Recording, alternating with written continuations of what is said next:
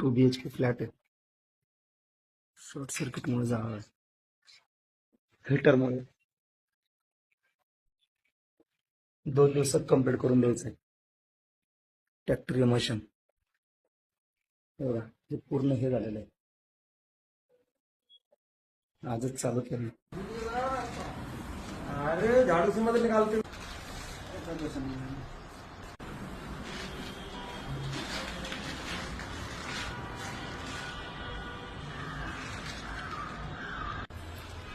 झालेला फ्लॅट 2 दिवसात असा करून दिला.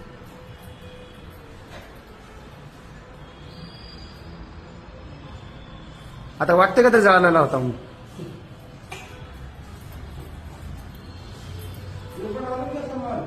कसं होतं? कुठं पाहिली?